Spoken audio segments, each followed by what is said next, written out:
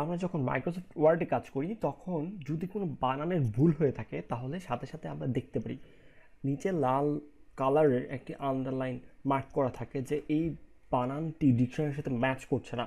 কিন্তু একই সুবিধা আমরা কিন্তু এক্সেলে পাই না। এক্সেলে যখন আমরা কোনো কাজ করি তখন কোনো এরকম স্পেলিং কারেকশন বা সাজেশন দেখায় না, কিন্তু আমরা এই সুবিধাটা পেতে পারি একটু অন্যভাবে। ধরি আমি একটি ডকুমেন্ট এখানে কাজ করছি, একটি এক্সেল শিট যেখানে স্টুডেন্টের মার্কস কোন সাবজেক্টে কত মার্কস পেয়েছে সেটা রেকর্ড রাখতে চাই। তাহলে এখানে লিখবো সাবজেক্ট,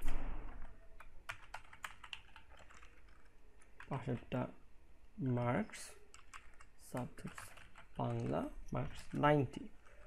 যদি কোনো কারণে আমার কোনো বানান ভুল থাকে তাহলে কিন্তু এখানে দেখাচ্ছে না। ধরি এই মার্কস বানানটি আমার ভুল আছে, ঠিক আছে, কোনো কারেকশন বা সাজেশন দেখাচ্ছে না। তাহলে আমরা কিভাবে এটা করতে পারি? আমরা চলে যাব রিভিউতে, রিভিউ থেকে চলে আসবো স্পেলিং, এখানে এখানে বলবো ইয়ে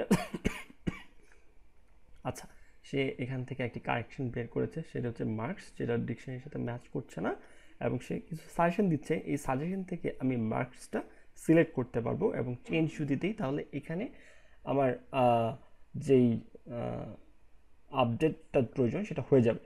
মার্কস অলরেডি ডান।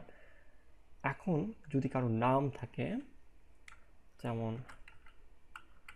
সাজ্জাদ, এটা তো এই ওয়ার্ডটি তো ডিকশনারিতে নেই, তাহলে এটা যদি স্পেলিং চেক করি এখন আমরা কি দেখতে পারবো? Spelling check, yes Sajjad not in dictionary. এখানে কিছু সাজেশন আছে,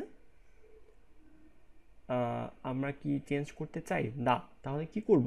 ইগনোর ওয়ান্স। তাহলে এইটার আর কোনো কারেকশন সে দিবে না। ইগনোর অল, সাজ্জাদ নামে যদি আরও কোনো ওয়ার্ড থাকে এই শিটে তাহলে ওইগুলোও সে ইগনোর করবে। অ্যাড টু ডিকশনারি, তাহলে এই সাজ্জাদকে সে ডিকশনারিতে অ্যাড করে নেবে। নেক্সট টাইম আর সে এরকম কারেকশন দিবে না। আর এই অপশনগুলো হচ্ছে চেঞ্জ, শুধু এটা এখান থেকে যদি কোনো সাজেশন আমি চুজ করি এবং চেঞ্জ করি, এটা চেঞ্জ হয়ে যাবে। চেঞ্জ অল, একই রকম যদি অনেকগুলো থাকে সবগুলো একসাথে চেঞ্জ হয়ে যাবে। অটো কারেক্ট, আমি যদি সিলেক্ট করি তাহলে এরকম যদি লিখি তাহলে অটোমেটিক সেটা কারেক্ট হয়ে যাবে। আশা করি এই স্পেলিং চেক থেকে আমরা আমাদের মাইক্রোসফট এক্সেল যদি কোনো ভুল থাকে সেই ভুলগুলো সঠিকভাবে ঠিক করতে পারবো, সহজে ঠিক করতে পারবো এবং কাজ করে মজা পাবেন। ধন্যবাদ সবাইকে, আবারও কথা হবে।